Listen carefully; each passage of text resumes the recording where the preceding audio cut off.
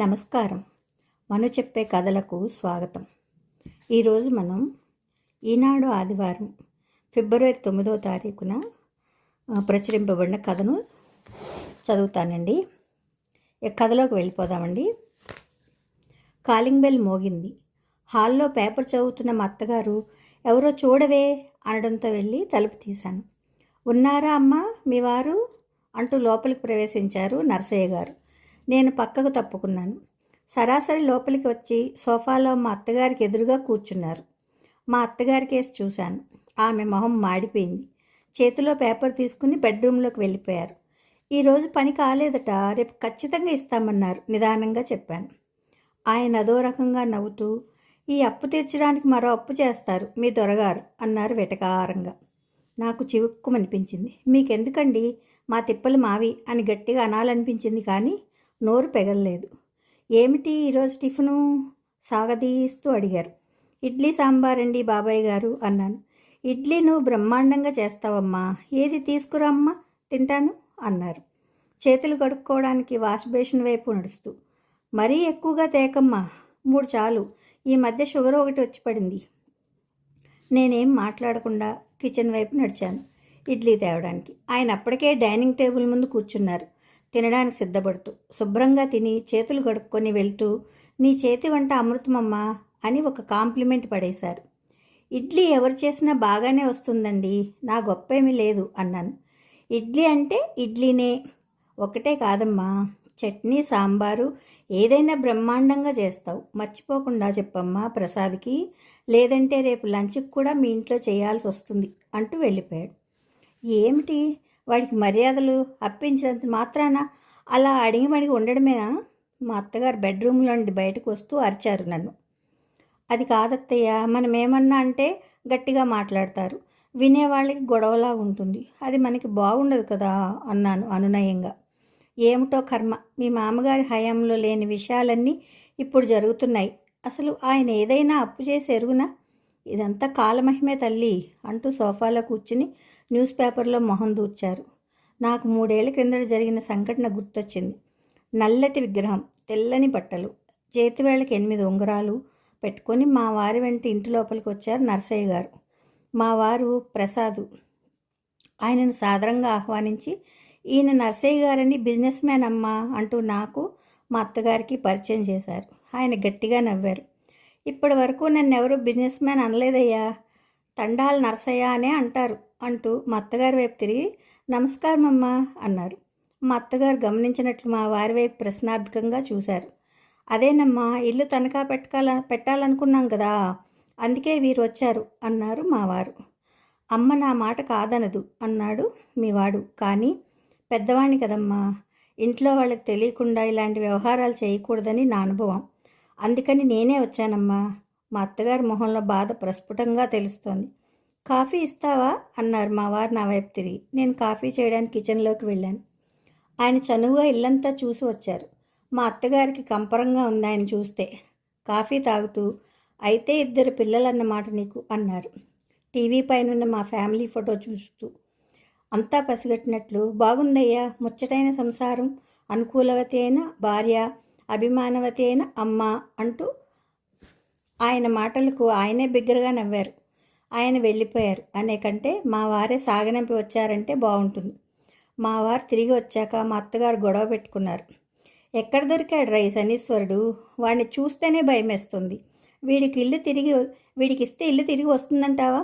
నీ వ్యాపారాలు వద్దు, పాడవద్దు, లక్షణమైన బ్యాంకు ఉద్యోగం మానుకొని వ్యాపారాల మీద పడ్డావు, వ్యాపారంలో నీకేమి అనుభవం ఉందని? అయినా నా మాట ఏనాడు విన్నావు? నీకు తోచిందే వేదం. మీ నాన్నగారుంటే ఇలా చేసి ఉండేవాడివా? చేరుకొంగుతో కళ్ళెత్తుకుంటూ అక్కడి నుంచి వెళ్ళిపోయారు. అప్పటి నుంచి ప్రతి నెల 6వ తేదీ వస్తే మా క్యాలెండర్లో డేట్ చూసుకోవాల్సిన పని లేకుండా పోయింది. ఆయనకు నేను ఎందుకు గౌరవిస్తానంటే, మా ముందు వేళాకోళంగా మాట్లాడినా, మా గురించి ఎవరైనా ఏమైనా అంటే విరుచుకుపడతారని మా దగ్గర వాళ్ళ ద్వారా తెలిసింది. ఒకసారి మా దగ్గర బంధువుల ఫంక్షన్ ఉంటే వెళ్ళాం. అక్కడికి నర్సయ్య గారు కూడా వచ్చారు. మా వారిని నర్సయ్యకు పరిచయం చేసిన మా వారి ఫ్రెండ్ కూడా వచ్చారు. ఆయన ఇల్లు కట్టుకోవడానికి కొంత డబ్బు అవసరమైతే నర్సయ్య గారి దగ్గర తీసుకున్నాడట. అతను నర్సయ్యని తప్పించుకుని తిరగసాగాడు. నర్సయ్య గారు అతని దొంగని పట్టుకున్నట్టు పట్టుకొని నిలదీశారు. ఏమయ్యా, డబ్బు ఎప్పుడు ఇస్తావు? కనపడినప్పుడల్లా మాయమవుతున్నవే. డబ్బులు తీసుకునేదానిక ఓడమల్లన్నా, అవసరం తీరాక బోడి మల్లన్న అన్నట్టుంది నీ వ్యవహారం అంటూ అతను ఉతికి ఆరేశారు.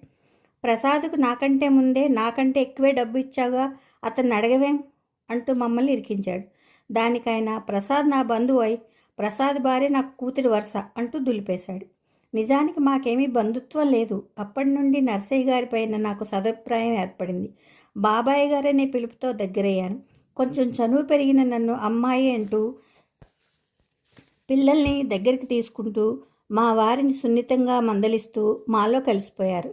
కానీ మా అత్తగారికి మాత్రం ఆయనంటే చిరాకు. వీడి పీడ ఎప్పుడు విరగడవుతుందో అని ఎప్పుడు అంటూ ఉండేవారు. తర్వాత మరో సంఘటన మా బంధాన్ని మరి కాస్త గట్టిపరిచింది. ఓసారి నేను మా అత్తగారు ఆటోలో గుడికి వెళ్ళి వస్తుంటే చిన్న ప్రమాదం జరిగి మా అత్తగారి కుడిచేయి ఫ్రాక్చర్ అయ్యింది. హాస్పిటల్లో ఉన్న మాకు 10,000 తెచ్చి చేతుల్లో పెట్టారు నర్సయ్య గారు. అడగకుండా ఆదుకున్నందుకు మా వారి కళ్ళల్లో నీళ్లు తిరిగాయి. అది అప్పుగానే ఇచ్చినట్లు తర్వాత నోటు రాయించుకున్నారనుకోండి. అయినా సరే వృత్తిరీత్యా కాస్త కఠినమే అయిన మానవత్వం ఉన్న మనిషిలా కనిపిస్తారు నాకు. రోజులు గడిచిపోతూ ఉన్నాయి. మా వారి వ్యవహారాల్లో ఏమీ మార్పు లేదు. నష్టాలు లేవు, కానీ లాభాల బాట పట్టడం లేదు.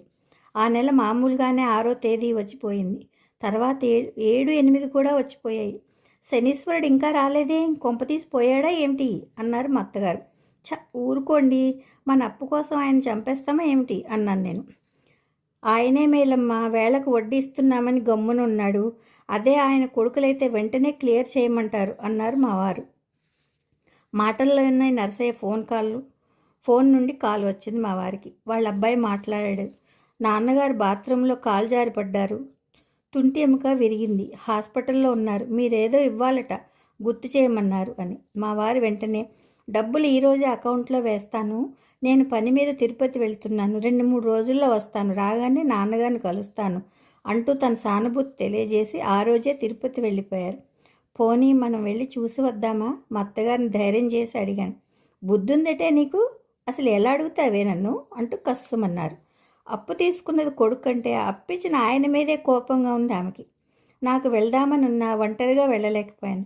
మన్నాడు ఫోన్ చేసి ఎలా ఉందని అడిగాను. పర్వాలేదని చెప్పాడు వాళ్ళ అబ్బాయి. మా వారి క్యాంపు 2-3 రోజులు దాటి వారానికి సాగింది. తర్వాత నేను ఫోన్ చేసినా వాళ్ళ అబ్బాయి తీయలేదు. బహుశా బిజీగా ఉన్నాడేమో.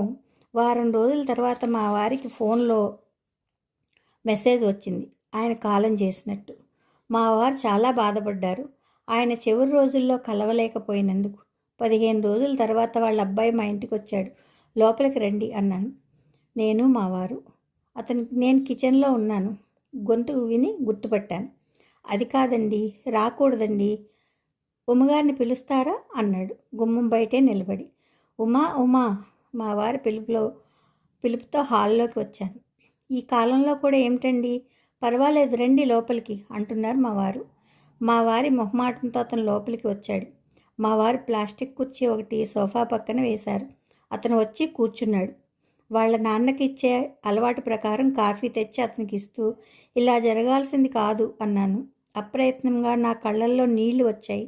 మా అత్తగారు సోఫాలో కూర్చుని మా మాటలు మౌనంగా వింటున్నారు. మా నాన్నగారి కవర్ మీకు ఇమ్మన్నారు అంటూ ఒక పెద్ద కవర్ ఇచ్చాడు. మా వారు అందుకుని నా చేతికి ఇచ్చారు. అందుకుని టీపాయ్ పైన పెట్టాను. మీ కుటుంబం అంటే ఎంతో అభిమానం మా నాన్నగారికి. అతని గొంతు బొంగిరిపోయింది. ఆయన చివరి కోరిక పెదవులు బిగబట్టాడు.